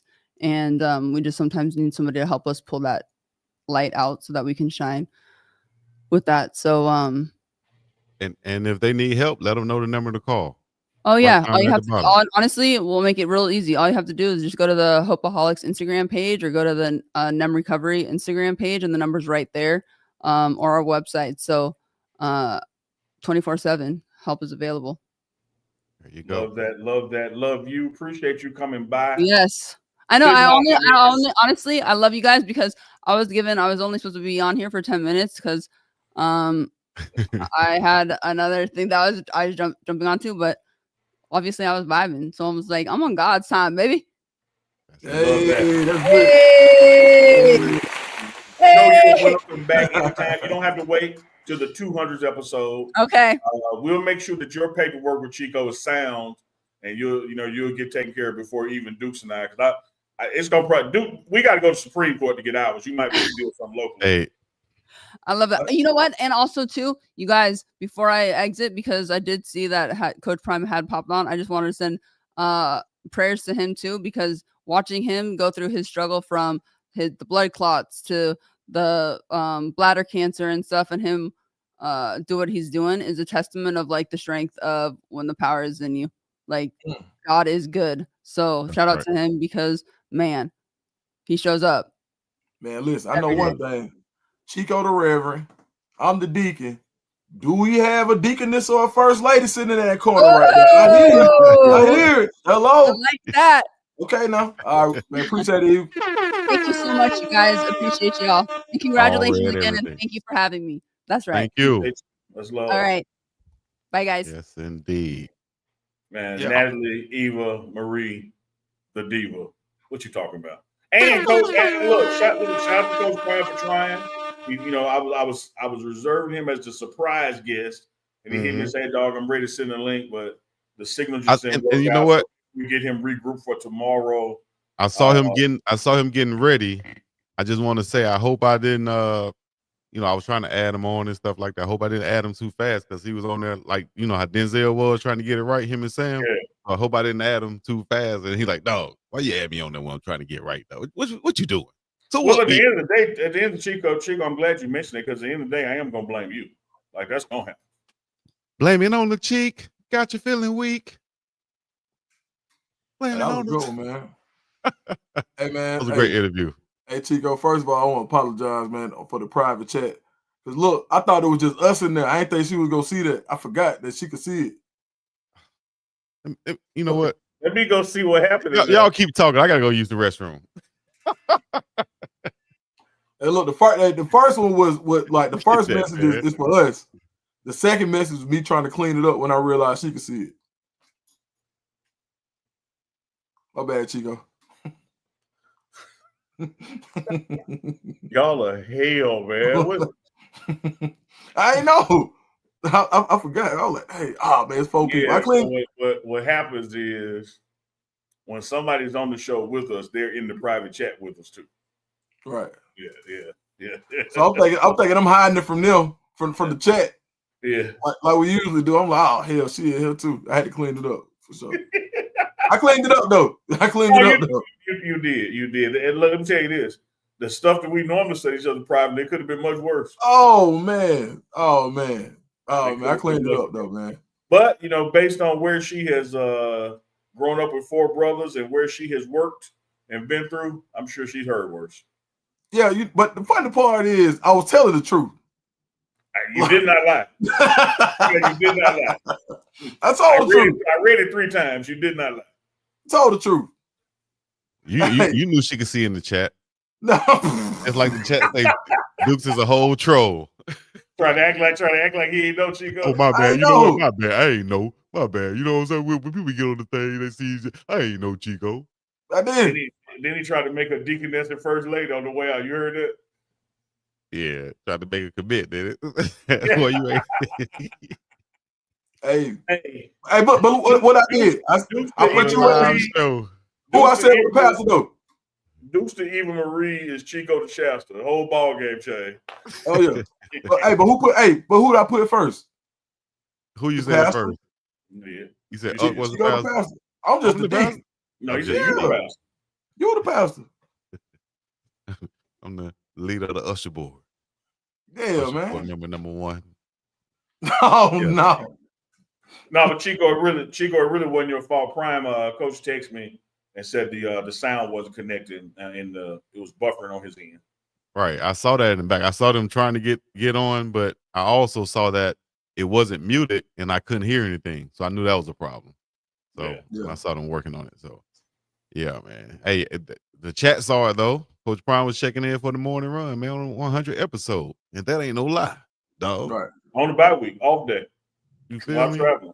Well, he could be Love. out there fishing. He said, you know what, I'm gonna tune into the morning run for you guys. Might not have a signal. I'm gonna tell you this, dog. I'll tell you what I'm looking forward to, man. And these next 100 shows started today. Because we had some moments today that's probably gonna make the top 3. Bye, y'all, man. I would stay tuned. Oh, see Maven, $11 super chat. Here we go. TMR. On a serious note, what are the plans for the next 100? We're just about to unveil some. The people want to know what's next for the pregame network. Man, constant expansion. See Maven, like you're gonna see more diverse conversations, guests with other sports, current events, music. Like we got our hands on this Atlanta music scene so rough, man. You're gonna be seeing so much of that in 2026 that I doubt if we're going back to 3 days a week. We're gonna probably keep 5 days a week because the way we are embracing this stuff is it's not a football show. It's not just a football show. It's a lifestyle show. It's an entertainment show. Chico gonna always give us something, even when he don't want to.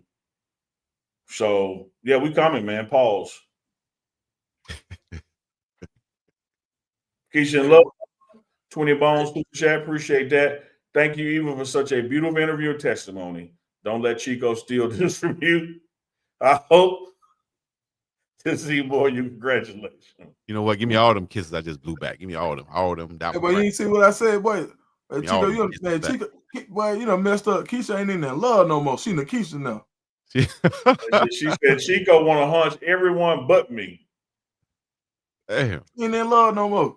Yeah, That's I tough, told you. bro. I you know what? I almost turned this thing into After Dark just then. I What you almost was turned gonna say? But I think Dukes. I almost quoted Corey Holcomb, and you know he ain't gonna say nothing. No, don't quote him. Maybe I'll quote Boost. That ain't gonna help you get it back, Chico. I think what happened, man, it's a YouTube thing. Everybody's screen names is back to whatever their regular name does is. that sometimes. Yeah. I don't So know. she's still It bees Keisha in like Love. that. Oh, okay. Keisha Love, it bees like that sometime. You might as well come Said straight. he want to hunch. Look, everybody but me. It bees like that sometimes. I might as well come straight to you. Ain't no need for me lying. I got a off schedule I do every day, and if I You call, remember? it'll You be remember too they had late. the So look don't gold wait. dust. You remember how they look gold dust and Booker T looked down, he was hunching his leg. Yeah. That's Chico. Hey Keisha, you got the number. It's on you to make the call. You know I come quick, have you redecorate your walls, cut your backyard. Don't have to act hard to get the. Why you mute me, dog? Why you saying that? I knew you were gonna say something. Chico crazy. I got to text message from Natalie and see if she's seen Chico Duke's comment. Say what? I said I just got a text message from Natalie to see if she's seen Duke's comment. He said y'all still. I know y'all didn't handle damn journalism. She said and tell Dukes. So what we doing? Oh wow, that'll be a good one. Chico face. No man, she said thank you again. She had a blast. I see hard. I tell you what, we can swap. And now when it come down to it, you can what? We'll talk. Cause what? Cause look, we ain't like them lyrics. No. I'm talking about like you know when you wrote the Chat GPT. Oh, you wrote the Chat GPT. Allegedly. That's you go here. I'm gonna go there. You feel me? Yeah, triangle. Just rotate around. Yeah, boom. Still That way. triangle offense. What are we For sure. rotating? Never mind. We'll talk about I'm with Dukes. I know what you're saying. Yeah. Okay. Yeah. I'm over here. You know how Chico, you know how all-purpose sometimes with that all-purpose rag, you know, Making sometimes in appearance. football you call it the opposite because it's supposed to go that way. Mm-hmm. So this play would actually be called Dr. Umar because it's the opposite. Oh. Umar! And we be going over here. Yeah. That's all. That's a good one. Y'all silly dog. Y'all real dumb for that one right there. Just know Yeah, Ringo all the time. They know you're going to the right. Sometimes you Ringo. Yeah, you gotta switch it up a little bit. Yeah. Come on, Chico. You got my bad. I ain't know who. Yeah, I understand now. My bad. So thank you everybody for the super chats. How about that? We put a goal in there to go reach ahead as tomorrow, many Chico. super chats as we can. And for the Super love. today, And y'all know that I'm not gonna touch any of these super chats, so y'all can keep them coming. All right, keep them coming. It's gonna go straight to Uncle Dukes. Okay, because he already got his. That don't make up for the merch. I didn't say I wasn't gonna get my cut. I just said it's gonna go to y'all. Y'all gonna distribute it. Since y'all got a problem with me distributing it. Chico, let me ask you this though, dog. Let me tell you something. Shout to see Everett. No, this real deal, Chico. This real deal. What? What's the real deal? I want to give you your flowers, man. You and Manny, because one thing about all 100 of these episodes is they wouldn't happen without you. Like the production that you do pre-going live, the stuff you chop up after we live. Like for us to have done this 100 times, and it ain't like it's been 65 you, 10 me, 30 Duke. It's like all 100 have been you and Manny. Shout out to Chico for the production he does. And it's one of those things that it really makes us look the other way when he's stealing. Right. Dang. That's me clapping like Kirby Smart. Now do the Chico way. Y'all two ninjas, man. No. I like what If you anybody say watch that? anybody watch the Georgia Auburn game, you get what I'm saying. Oh no, that man, if you read his lips, he's saying timeout. Yep. Well, but Chico, for real, now that I gave you flowers, let me give you some thorns. I totally understand. We all individually have been in business. We collectively now in business. I mean, I get when margins are thin. I totally understand. But what I don't understand is how ain't nothing left. Who said all these things? Why y'all making stuff up? Well, whatever left, divide by 3 and send them keep third and send out like. But to come at me, calling me an MF and saying I ain't trying to divide. I ain't call you no MF. No, I didn't say that, dog. Yesterday you said Chico, yesterday you said you called MF out of love. Yeah, I said if I did say an MF for one, I wasn't calling you a MF. You know what? End the show. Man, I'm not going to sit up and send you no $1.15. I'm not. No, man, send me $1.15. Chico tell a story in a heartbeat. I ain't gonna say you no lie, but boy, you tell a story, boy. You know you called us MF. Tell a story in a heartbeat, boy. He gonna try to call y'all that about not sending us some money. Man, I try to look out for y'all, man. You don't want to get no cash out and ain't but $1.10. No, yes, I do. Man, we had 27 items sold yesterday. Yesterday. Alone. Where? He was like, let me get the rest. I'm gonna be missing a lot of this, Ocho. In one day, and he should have done. He said, I got 27 items sold. Where? He can't wait to go check. I can't believe I ain't stole that shit. My phone would have been blowing up by now. It would tell me. My phone been dry to Sahara Desert. Man. Poor little tink. Poor little tink. Yeah, Mar Weefall got it right. Sincere, though. You're right. I couldn't leave it all flowers, but I meant it. I need all mine. Right, some thorns.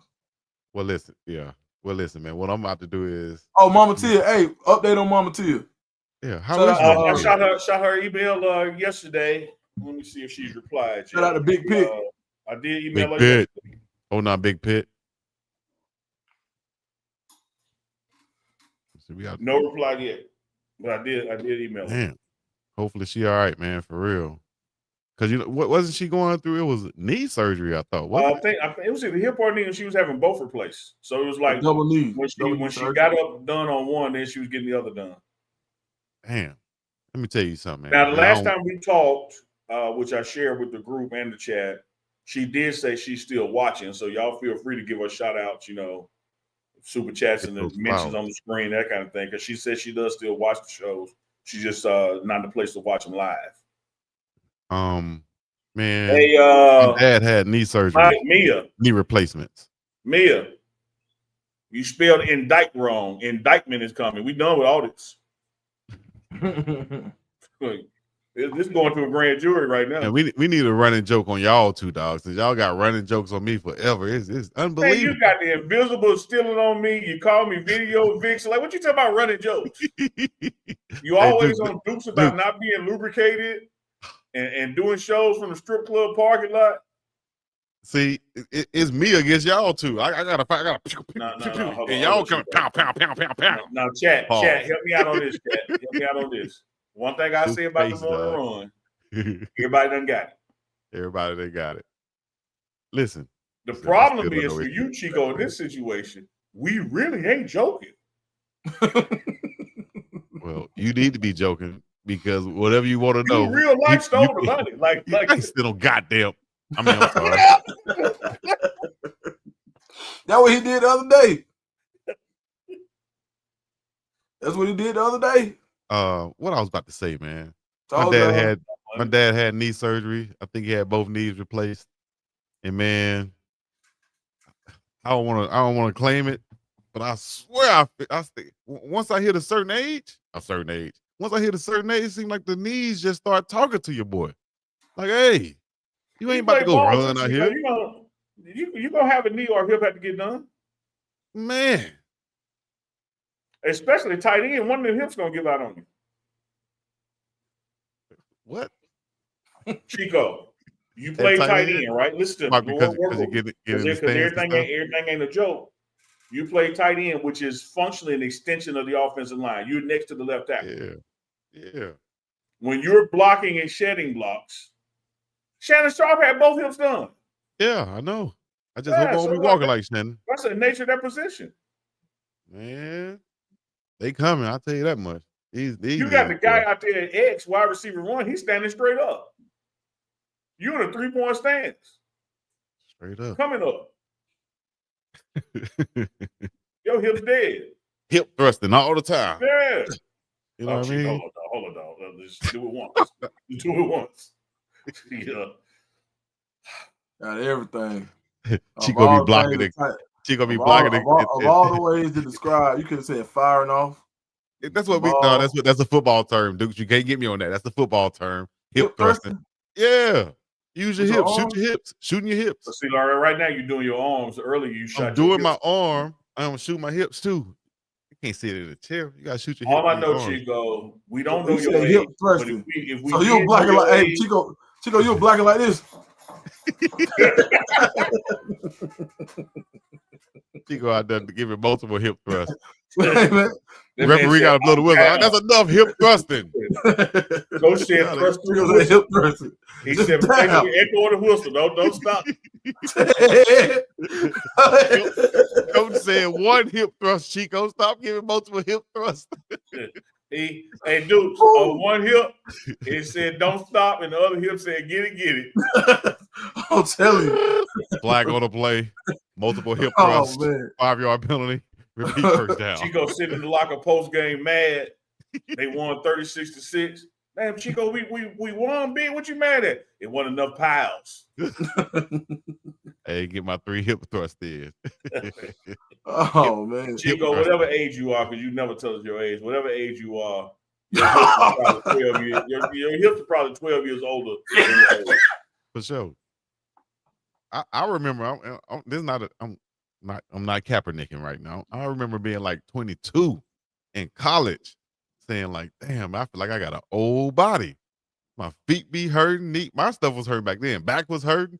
And I used to think like, is everybody else hurting like this? Like, or did they not go through But I've been playing football. I was playing football in I had an injury in the project before I started playing organized football. Yeah, So let's go, man. Let's go. I got other stuff to do, man. I got better things to do with my time. Yeah, to go steal the 27 orders. He said 27 orders came in yesterday. Like what? You see how big his eyes got? You see that for real? Where? Well, I wonder how I finna pay these. Okay. Chico He started doing that Chico math in his get head. his braids redone. I'm about to go get him done again. 27 orders. That's 4 more hairstyles. One for him, one for Dukes, 200 for Hey, me. Listen, man. Listen. For the people out there who want to bet smarter, please bet with MyBookie. MyBookie.ag and use our code when you sign up. That's TMR. That's T for him, M for me, R for him. Y'all make it stand for what y'all wanted to stand for. One thing I tell the chat about MyBookie, he can't steal this one. They come to me and Duke, so he can't steal this one. Hey, Dukes, you know this our fault though, right? You know what? It's y'all fault. We said, Chico, Watch Chico, just do this, man. You manage it, right? And as part of your management, just take 6 to 7% admin.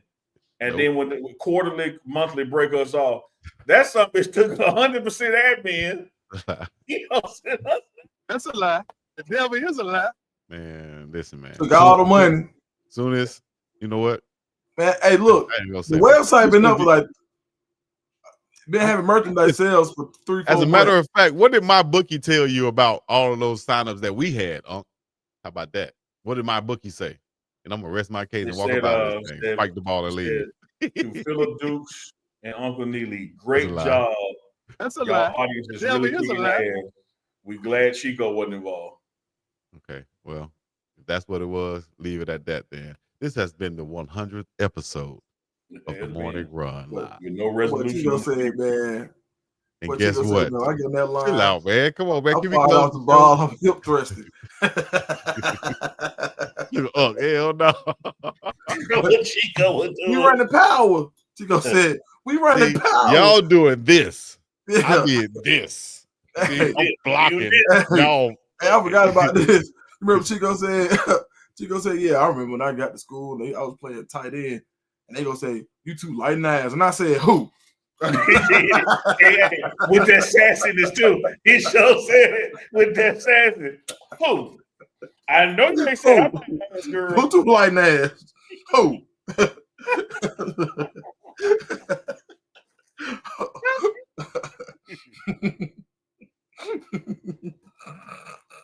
This heavy ass. I'm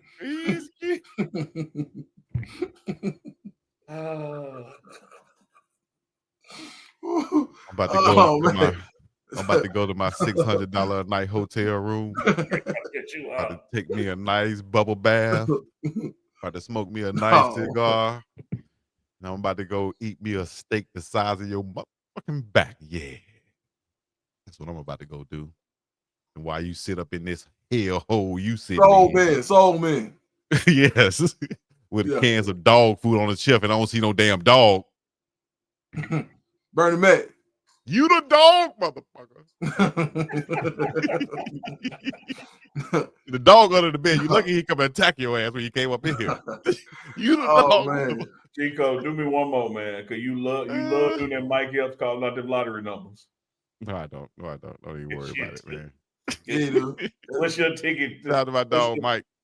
And Big Beast Franklin once again, who just checked up in here with the super chat, man. We appreciate it. Big Beast, another 5 he dropped on our heads out there. He said, don't ask why Pastor got to have new braids. Don't ask why Pastor got to sit in the background. Wow. Don't ask. Hey, boy, you gotta call in or something one day, boy. You crazy. Big Beast, wow. Yeah, you wild, boy. Nobody moved the white so he can steal from, I almost said the N-word, so he can steal from us on the mainland. And we can't do nothing about it. Hey, dudes, we can't pull up. Yeah. Ain't no pull I'm up. gonna sing up. Right. Yeah. Ain't I'll give you none. my address. Pull up.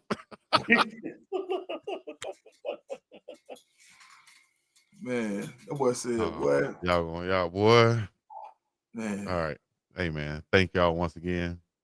100, I don't even know man. what else to say. Much love, y'all, boys. Put a 100 in the chat. Put a 100 in the chat. Huh? You the dog. Put a 100 in the chat.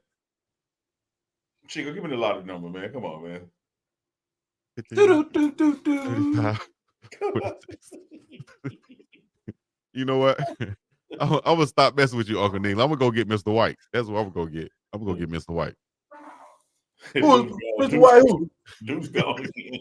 I ain't even going White nowhere. around your lips. I'm gonna do Chico blocking. Y'all ready? Yeah. Oh Lord, man. Hey, how you doing, dude? Black 88. Hey, put it on Black. screen myself, Chico. Duke, I'll be the referee. I'll be a quarterback. Black Are you ready? 88. I got Chico block. You ready? Yeah. Black 88. Ready. So go.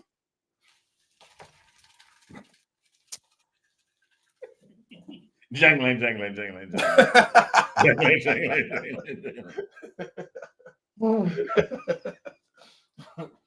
Hey man. Hey, Marty said if we pull up on Chico, we'll get thrusted.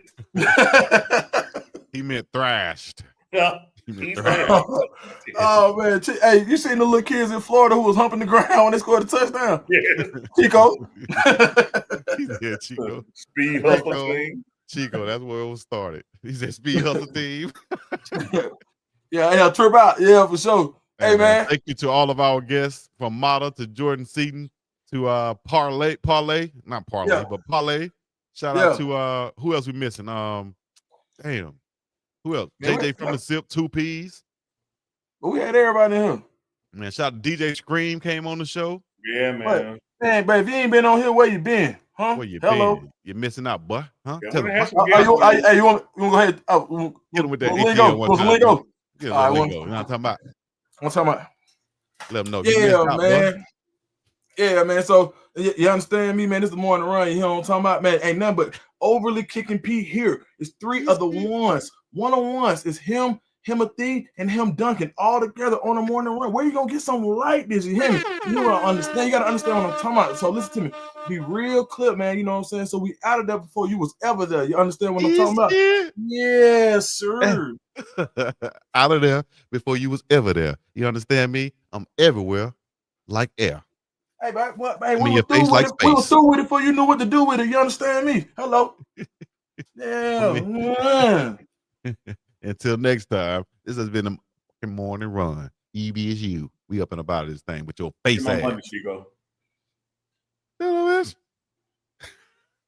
Say, hey.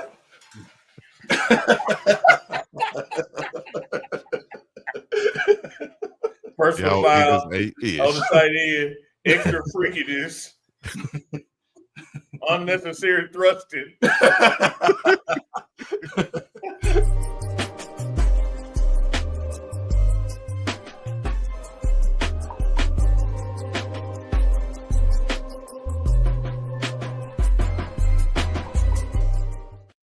Y'all is a ish. Oh, yeah.